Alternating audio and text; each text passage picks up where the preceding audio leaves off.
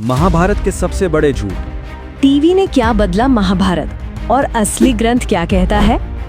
आपने भी सुना होगा, द्रोणाचार्य ने कर्ण को सूत पुत्र कहकर भगा दिया।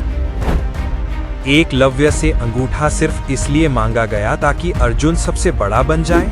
धृतराष्ट्र ने किसी के मुंह में पिघला हुआ कांच तक पिला दिया। लेकिन सच्चाई क्या है? दोस्तों, आज हम इस वीडियो में जानेंगे कि महाभारत के विषय में कितने झूठ फैलाए गए हैं। तो चलिए मित्रों, वीडियो को शुरू करते हैं। नमस्कार, आप देख रहे हैं हरि कृष्ण यूट्यूब चैनल।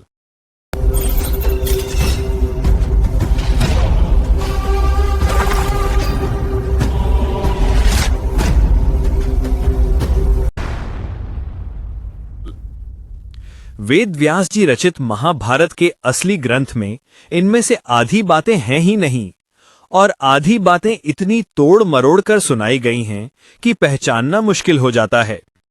आज की इस वीडियो में एक एक करके इन झूठों को खोलेंगे, टीवी और सोशल मीडिया की कहानियों को अलग रखकर देखेंगे कि मूल महाभारत इन प्रसंगों के बारे में क्या कहती है, प्रमाण के साथ, शास्त्रीय संदर्भ के साथ, ताकि आप समझ सकें कि असली महाभारत टीवी वाले संस्करण से कितनी अलग है।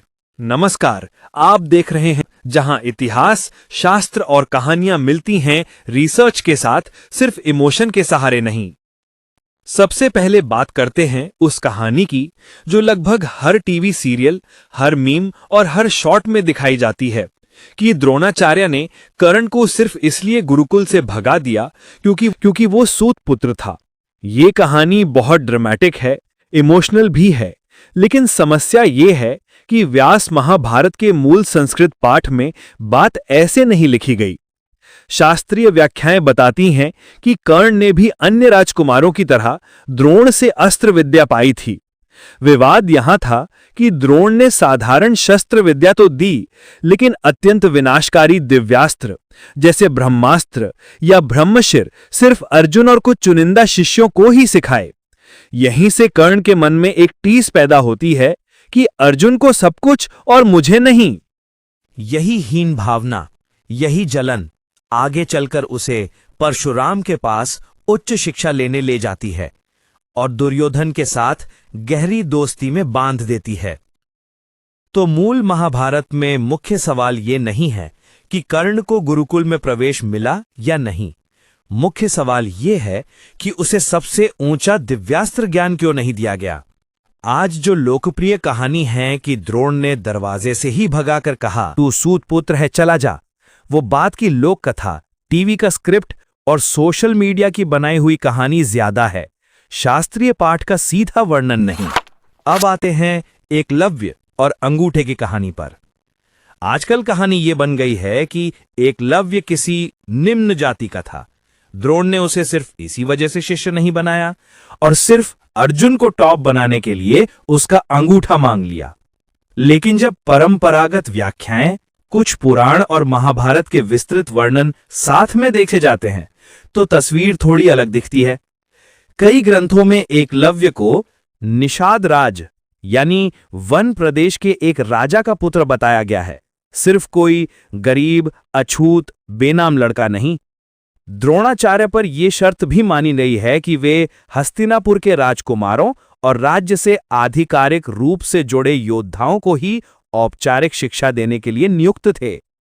एकलव्य का राजनीतिक और सैन्य पक्ष भी आने वाले युद्धों में कौरव पांडव संतुलन को प्रभावित कर सकता था, इसलिए मामला सिर्फ जाति जितना सरल नहीं है। अंगूठा मांगने की घटना भी कई परंपराओं में आने वाले समय के युद्ध और धर्म रक्षा से जुड़ी दिखाई जाती है कि जरासंध जैसी अधर्म शक्तियों के साथ खड़े एक अत्यधिक कुशल धनुर्धर को पूरी शक्ति के साथ बढ़ने देना भविष्य में कितना खतरनाक हो सकता था। इसका मतलब ये नहीं कि ये घटना आज के नजरिए से न्यायपूर्ण लगती है, आज हमें ये बहुत कठोर और दुखद लगती है, लेकिन ये कहना सिर्फ जाति की नफरत के कारण द्रोण ने सब किया, इतना सीधा सच नहीं है जितना सोशल मीडिया पर बार बार दोहराया जाता है। अब बात करते हैं धृतराष्ट्र और पिघला हुआ कांच वाली कहानी पर। अक्सर एक डार्क और शॉकिंग कथानक सुनाया जाता है कि धृतराष्ट्र ने वैदिक मंत्र बोलने पर किसी के मुंह में पिघला हुआ कांच या लावा पिला दिया। ये सुनकर लोग तुरंत मान लेते हैं, वाह, महाभारत कितना क्रूर था। समस्या ये है कि मूल व्यास महाभारत के किसी मान्य संस्करण में ऐसा कोई प्रसंग मिलता ही नहीं है। महाभारत में धृतराष्ट्र की गलतियां बहुत हैं। पांडवों के साथ अन्याय, दुर्योधन को न रोकना, जुए के खेल को अनुमति देना, यहां तक कि भीम को गले लगाकर मारने की कोशिश तक। लेकिन पिघला कांच पिलाना वाली घटना अधिक संभावना से लोककथा, किसी टीवी सीरियल, किसी निजी किताब या आधुनिक स्टोरी टेलिंग की रचना लगती है, जिसे बाद में महाभारत के नाम से शेयर किया जाने लगा। तो जब भी कोई बहुत एक्सट्रीम, बहुत ही शॉकिंग कहानी सुने, पहला सवाल हमेशा यह होना चाहिए कि क्या इसके पीछे असली शास्त्रीय संदर्भ है या ये सिर्फ टीआरपी और व्यूज के लिए लिखी गई स्क्रिप्ट है। अब आते हैं द्रौपदी के उस मशहूर डायलॉग पर, जो लगभग हर धारावाहिक में दिखाया जाता है कि द्रौपदी ने दुर्योधन को ताना मारकर कहा, अंधे का बेटा अंधा। ये लाइन इतनी पॉपुलर हो चुकी है कि बहुत लोग मानते हैं कि ये महाभारत का सीधा श्लोक है। लेकिन विद्वानों द्वारा पढ़े गए प्रामाणिक संस्कृत पाठ और टीकाओं में ये सटीक वाक्य नहीं मिलता।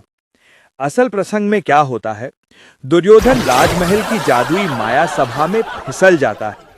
सब हंसते हैं, द्रौपदी भी हंसती हैं और दुर्योधन के अहंकार को बहुत गहरा आघात पहुंचता है।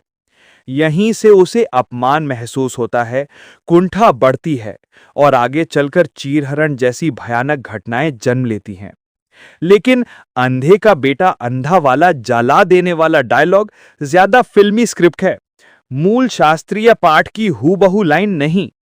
अब बात करते हैं शकुनी और उसके जादुई पासों की। आजकल लगभग हर जगह कहा जाता है कि शकुनी के पासे जिंदा थे, वे हमेशा उसकी बात मानते थे, इसीलिए धर्मराज युधिष्ठिर हार गए। मूल महाभारत में पासों को जादुई बोलने वाले चमत्कारी बनाने पर इतना जोर नहीं है। असली फोकस है दुर्योधन और शकुनी की चालें, धर्मराज की जुए की कमजोरी और धृतराष्ट्र का निर्णयहीन पक्षपाती रवैया। यानी असली संदेश यह है कि जब सत्ता, मोह, लालच और जुआ सब मिल जाते हैं तो धर्मराज जैसा व्यक्ति भी गलत निर्णय ले बैठता है।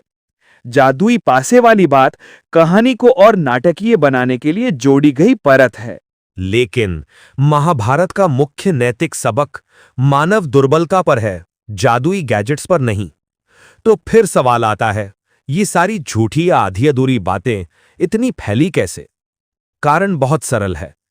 हम में से ज्यादातर लोगों ने महाभारत सीधे ग्रंथ से नहीं, टीवी सीरियल, फिल्मों, कॉमिक्स और अब शॉर्ट्स और रील से सीखी है। हर दौर का निर्देशक अपनी कहानी में मसाला डालता है, कहीं जाति का एंगल ज्यादा, कहीं प्रेम द्वेष ज्यादा, कहीं राजनीति ज्यादा।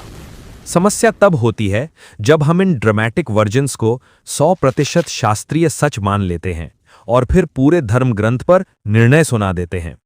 अगर सच में आप महाभारत को समझना चाहते हैं तो जरूरी है कि कम से कम भरोसेमंद अनुवाद, अच्छी टिप्पणियां या किसी योग्य आचार्य या विद्वान की व्याख्या से उसके मूल प्रसंगों को जानने की कोशिश करें। अगर ये वीडियो आपको थोड़ी सी भी नई दृष्टि दे पाए तो बस इतना याद रखिए, महाभारत टीवी ड्रामे से कहीं ज्यादा गहरा, कहीं ज्यादा संतुलित और बहुत ज्यादा मानवीय ग्रंथ है। कमेंट में जरूर बताइए कि किस प्रसंग पर आप अगली बार डिटेल में देखना चाहते हैं, टीवी वाला वर्जन बनाम शास्त्रीय वर्जन, कर्ण और अर्जुन, श्री कृष्ण और कूटनीति, या फिर द्रौपदी और चीरहरण। वीडियो को लाइक और शेयर करना मत भूलिए ताकि महाभारत के नाम पर फैली हुई झूठी और आधी अधूरी कहानियों की जगह थोड़ी ज्यादा रिसर्च बेस्ड बात पहुंच सके। धन्यवाद, मिलते हैं अगली वीडियो में।